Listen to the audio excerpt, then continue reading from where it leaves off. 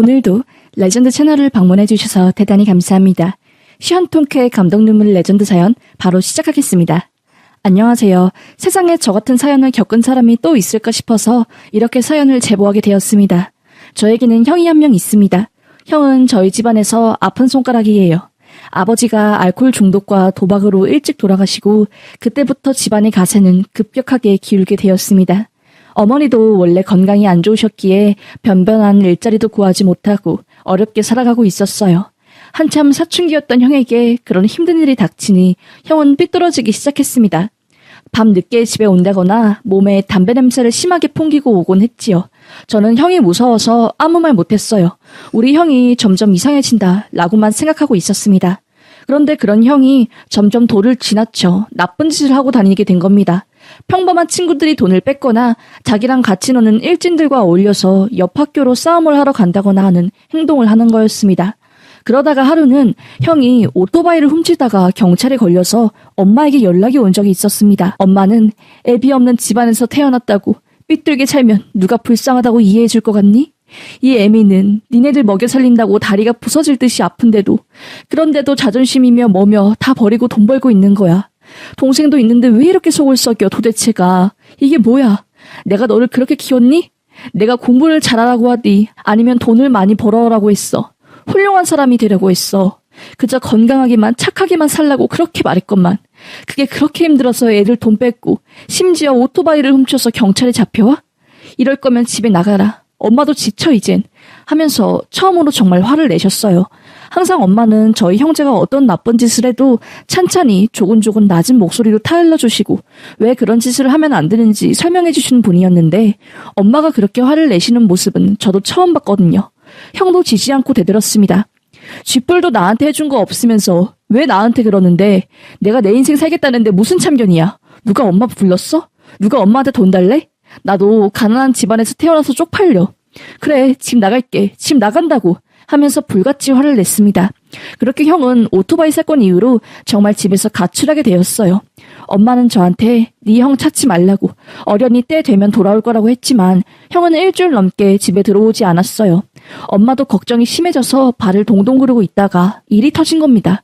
형이 본인보다 나이가 어린 후배들을 몸팔게 해서 돈을 번 그런 무리에 들어가서 돈을 벌었던 거였습니다. 그게 단속반에 걸리고 형이 소년원에 가게 된 거였어요. 그 과정에서 형이 성인을 패고 또 엄청 폭력을 썼더라고요. 그 전부터 폭행, 훔치는 거 등등 경찰서에 들락날락한 형은 더 이상 물러날 길이 없었던 거였습니다. 결국 형은 소년원에 들어가 복역을 하게 되었어요. 고등학교도 자퇴하고 온 동네에 형이 저지른 범죄들이 소문나서 얼굴을 들고 다닐 수도 없게 되었습니다. 제가 다니는 중학교에 3학년 형들이 제 반까지 찾아와서 제가 그 선배 동생이냐고 대박이라고 하면서 수근수근 대는 바람에 담임선생님이 제 반 앞에서 선배들을 내보낼 정도였습니다. 저는 그때부터 대인기피증이 생기고 형에 대한 증오가 커졌어요. 엄마가 피땀 흘려 번 돈은 전부 형이 저지른 일에 대한 합의금으로 쓰였고 엄마는 형 뒤에서 피해자 부모님들에게 무릎을 꿇으며 선처를 바랄 뿐이었지요. 그렇게 형은 소년원에서 나와 보호관찰을 받으며 다시 집으로 오게 되었습니다. 엄마는 진지하게 말했어요. 아무리 집안 환경이 힘들어도 그것을 핑계로 남들을 괴롭히고 몹쓸 짓을 하면 천벌받아. 엄마가 왜 너한테 착하게 크라고 했냐면 네 애비처럼 크지 않길 바랬기 때문이야. 툭하면 네 애비 술 마시고 여자들한테 치근덕대는 게 너무 싫어서 제발 내 자식들은 그렇게 크지 않길 바랬는데 이게 다 먹고 살기 힘들어서 엄마가 너네들을 잘 챙기지 못한 내 잘못이겠지. 그래, 엄마가 미안하다. 자식 잘못은 다 부모 탓이란 말이 있듯이 너가 그렇게 큰 것도 다 내 잘못인 것 같구나. 제발 이제 엄마를 봐서라도 마음을 바로잡으면 안 되겠니? 하면서 정말 엉엉 우셨어요. 그런 엄마의 모습을 본 형도 정신을 차렸는지 알겠다고 하면서 다시 착하게 살겠다고 약속을 했고요. 그런데 사람은 바뀌지 않나 봐요.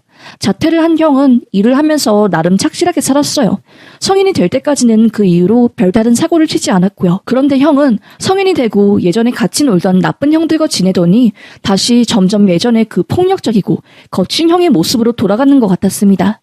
매일같이 여자들과 술을 진탕 마시고 집에 들어오지도 않고 엄마는 거의 반 포기하다시피 사셨어요. 그러다 형이 기어코 사고를 친 겁니다. 술을 먹고 여자에게 해서는 안 될 짓을 하게 되었고 형은 결국 구속되어서 징역형을 받게 되었어요. 엄마는 그때 충격을 받아 쓰러지셨습니다. 뇌출혈로 혼수 상태에 빠졌고 형이 구속심사 받는 동안 결국 세상을 떠나셨어요. 저는 그때부터 형에 대한 어마어마한 분노에 휩싸이게 되었습니다. 엄마에게 효도하려고 꾹꾹 참으며 공부해서 대학 입학을 앞두고 있었는데 형 때문에 모든 게 수포로 돌아간 것 같았습니다. 저는 형에게 면회를 가서 소리쳤어요. 야, 이 새끼야. 네가 그러고도 사람이야? 네가 그러고도 형이냐고. 너만 가난한 집에서 컸어? 너만 아빠 없이 컸냐고. 왜 엄마한테 충격 줘서 한평생 착하게 살아온 엄마를 죽게 해? 네가 뭔데? 너는 엄마 살인한 놈이야. 알겠어? 다시는 연락하지 말자. 다시는 연락하지 마. 인간 말종 같은 놈아. 하면서 그 이후로 저는 형과 인연을 끊고 살았습니다. 전화번호도 바꾸고 대학에 입학한 뒤 종적을 감추었어요. 저는 형과 다른 삶을 살기 위해 아등바등 살았습니다. 정말 열심히 살았어요. 학교 공부가 끝나면 바로 알바 가서 새벽 2시까지 일하고 7시에 일어나서 다시 학교 갈 준비를 했지요. 다행히 집안 사정으로 인해 대학 등록금은 전액 장학금으로 해결할 수 있었습니다. 저는 최소한의 생활비를 제외한 모든 금액을 전부 모았습니다. 군대 갔다 오고 대학 졸업하니까 딱 수중에 3천만 원 있더라고요. 남들에게는 작은 돈일 수 있지만 저는 학교 다니며 미친 듯이 안 쓰고 모은 돈이었기 때문에 저에게는 정말 큰 돈이었습니다. 졸업해서 학교 기숙사에서 나와 저는 그 돈으로 원룸을 잡고 취업 준비를 시작했어요. 비록 일과 병행한 학교 생활이었지만 학점은 거의 만점에 가까웠고 각종 공모전에도 입상한 경력이 있었기에 좋은 기업에 취업하고 싶었습니다. 저는 NCS 시험을 치르고 결국 2년간의 준비 끝에 그토록 원하던 공기업에 입사하게 되었어요. 정말로 전국에서 내놓으라고 하는 인재들도 들어가기 힘들었던 그 기업에 제가 합격할 줄은 꿈에도 몰랐습니다. 세상을 다 갖춘 기분이었어요. 열심히 살면 세상은 배신하지 않는구나 하고 기쁨이 뜨거운 눈물을 흘렸습니다. 그렇게 제가 취업하고 나서 여유가 생기자 저는 대학교 1학년 때부터 좋아했던 동생에게 고백을 했습니다. 꼭 성공하고 여유가 생기면 고백하리라. 내 마음을 전하리라 했거든요. 그 동생도 저를 좋아했지만 저는 연애할 때가 아니라는 이유로 거절했었거든요. 언젠가 내가 지금보다 더 멋진 사람이 되면 그때는 내가 너한테 먼저 고백할 거라고 하면서요. 저는 약속을 지킬 때가 왔다고 생각하며 그 동생에게 공기업 합격 소식과 함께 고백을 했어요. 오래 기다렸다고 내 마음을 받아줄 수 있냐면서요. 결국 저는 그 동생과 연애를 시작하게 되었습니다. 엄마도 아빠도 없는 고아 같은 내가 살아온 인생을 전부 알고도 나를 받아준 그 여자를 위해 저는 최선을 다했어요. 여자친구와의 찬란한 미래를 위해서 일도 열심히 하고 듬직한 남자가 되기 위해 일 끝나고 운동도 하며 좋은 남친이 될 수 있도록 노력했습니다. 여자친구와 사귄 지 6년이 되던 날 저는 여자친구에게 청혼을 하게 되었어요. 평생 같이 살고 싶다면서요. 그렇게 저희는 결국 결혼에 꼴이 나게 되었습니다. 장인 장모님에게 부모님이 없다는 사실을 말씀드리기까지 조금 힘들었지만 저희 인생 이야기를 듣고 장모님께서 펑펑 우시며 제 등을 토닥여 주셨어요. 열심히 살아왔다고 고생했다면서요. 이런 나를 알고도 받아주신 장모님께 너무너무 감사했습니다. 저는 신혼부부 대출과 제가 6년간 직장 생활하면서 모아둔 돈으로 작은 아파트에 들어가게 되었어요. 하루하루 지나가는 게 아까울 정도로 감사한 하루를 보내고 있었고요. 그렇게 평화로운 나날들을 보내고 있었는데 10여 년간 연락이 끊긴 형이 갑자기 어떻게 알고 저에게 연락이 온 겁니다. 부재중 전화가 수십 통 와 있길래 이게 뭐지? 하고 일 끝나고 전화를 걸었어요. 형이 목소리인 겁니다. 저는 형 목소리를 듣자마자 끊으려고 했지만 형은 다급하게 끊지 말아봐. 잠깐만 만나서 이야기 좀 하자. 제발 보고 싶어. 제발 좀 한 번만 만나주라. 제발 이렇게 부탁할게. 하면서 말을 하는 겁니다.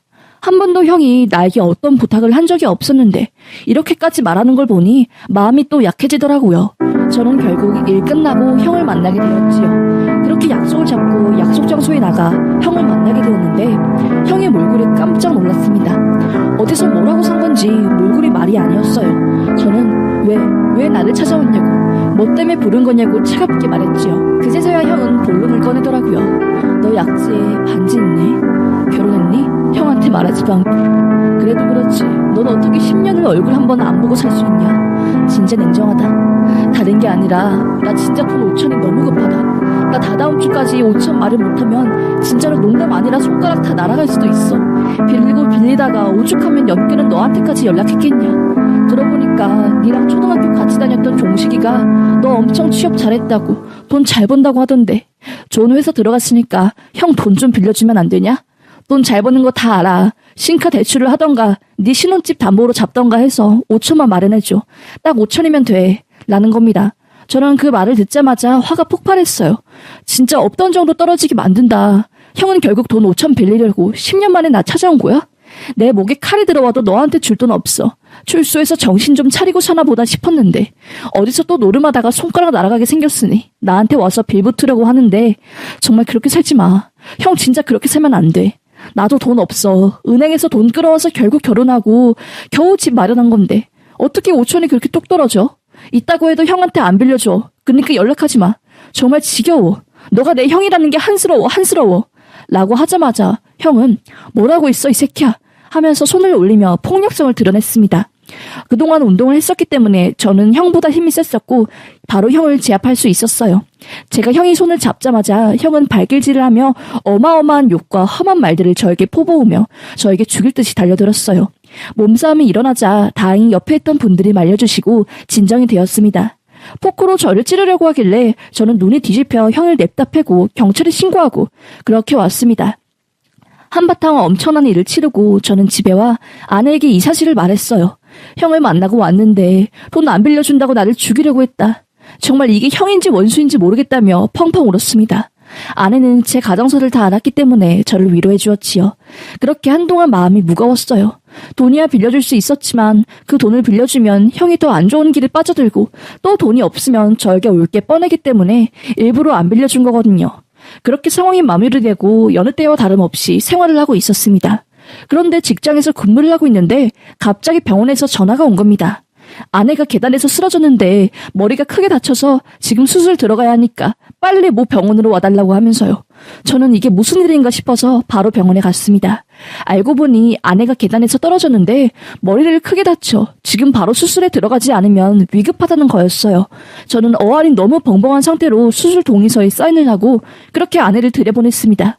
수술이 끝난 아내의 경과는 좋지 않았어요. 오랜 시간 내에 상소가 공급되지 않아 이미 몸은 많이 망가져 있는 상태였고 마취에 깨어나기 힘들 수도 있다는 의사의 말이 있었습니다. 저는 엉엉 울며 이게 도대체 어떻게 된 일이냐면서 왜 갑자기 아내가 계단에서 떨어진 건지 건강했던 아내가 왜 이렇게 된 건지 알 수 없었습니다. 저는 아내가 깨어나길 간곡히 빌고 또 빌었어요. 저의 기도가 모색하게 결국 아내는 혼수 상태에 빠지게 되었습니다. 하지만 저는 희망을 놓지 않았어요. 아내는 뇌사 상태가 아니었고 동공에 빛을 보였을 때 수축하는 등 뇌의 신경이 작용하고 있었기 때문입니다. 의사 선생님께서도 얼마나 오랜 시간이 걸릴지는 모르겠지만 반응을 하고 있으니까 분명히 희망이 있다면서 저를 격려해 주셨고요. 저는 그렇게 그날부터 병원에 누워있는 아내의 병간호를 시작했습니다. 욕창이 생기는 걸 방지하기 위해 매일같이 아내를 뒤집혀 등을 닦아주고 근육이 퇴화하는 걸 막기 위해 손수 다리를 움직이며 운동을 시켰어요. 저희 노력이 빛을 발했던 건지 1년이 지나자 아내의 손가락 발가락에 반응이 왔어요. 저는 포기하지 않고 더 열심히 아내를 돌보았습니다. 3년이 되는 날 기적적으로 스스로 눈을 떴고 동공을 움직였어요. 의사 선생님께서 이건 기적이라고 말씀하셨습니다. 아직 인지 능력이 온전하게 돌아오지 않았기에 말을 할 수는 없었습니다. 의식이 어느 정도 돌아온 아내를 위해 병원에서는 외부 자극에 더 잘 반응할 수 있도록 치료를 했고 아내는 결국 다른 사람과 의사소통을 할 수 있을 정도로 회복이 되었어요. 그런데 말모니터인 아내가 꺼낸 말은 너무나 충격이었습니다. 당신 형이 날 이렇게 만들었어. 당신 내가 누워서 엄청나게 외쳤는데 당신 형이 나를 이렇게 만들었다고. 아무도 내 말을 들을 수 없었고 간호사가 와서 깨어나긴 틀렸다고 하면서 나를 대하는데 절망에 빠진 나를 여보가 매일같이 귀에다가 일어날 수 있다고 속삭여줘서 깨어날 수 있었던 거야. 여보 나는 계단에서 떨어진 게 아니야 하면서 외치는 겁니다. 저는 도대체 이게 무슨 말이냐고 어안이 벙벙했어요. 아내는 당신 형이 우리 집 앞까지 찾아왔어. 내가 밖에 쓰레기 버리려고 나가려는데 대문 앞에 있던 당신 형이랑 마주쳤고 내가 누구시냐고 물으니까 당신 형이라대. 나는 왜 오셨냐고 우리 남편 돈 없으니까 그만 좀 고달프게 하라고 사람 피말려 죽게 하지 말라고 말하자마자 당신 형은 내 목 졸라서 날 죽이려고 했어. 내가 거의 기절하기 직전에 발버둥 치다가 계단으로 떨어진 거고 당신 형 그때 도망가 온 거고 그게 진실이야 여보 그게 진실이라고 하면서 엉엉 우는 겁니다. 저는 너무 깜짝 놀라서 그게 정말이냐고 묻고 또 물었어요. 우리 형 때문에 아내가 3년간 이 고생을 했다니 용서할 수 없었습니다. 저는 바로 경찰에 이 사실을 접수했고 아내는 힘겨운 몸으로 진술을 했고요. 그때 당시 정황과 그 근처 CCTV를 통해 형이 집 밖에서 뛰어나와 도망가는 모습이 확보되었고요. 결국 영장이 떨어져 형은 구속되었습니다. 살인 미수로 형은 구속되었고 1심에서 6년형을 선고받았지만 형량이 많다는 이유로 항소한 상태네요. 저도 기가 막혀 검사를 통해 똑같이 항소한 상태고 절대 선처 없이 형이 벌을 받도록 하기 위해 노력을 하려고 합니다. 아내는 충격으로 인해 정신과 치료와 그리고 오랜 시간 몸을 움직이지 않아 근육이 많이 퇴화되어 물리치료를 받고 있네요. 저는 집을 내놓고 다른 곳으로 이사가려고 합니다. 출소 후 형이 찾아오지 못하게 보호 시스템도 신청하려고 하네요. 정말 극악무도한 악마보다 더 악마 같은 형 때문에 사랑하는 아내까지 떠나보낼 뻔한 그놈을 절대 용서하지 않을 겁니다. 사연 들어주셔서 감사합니다.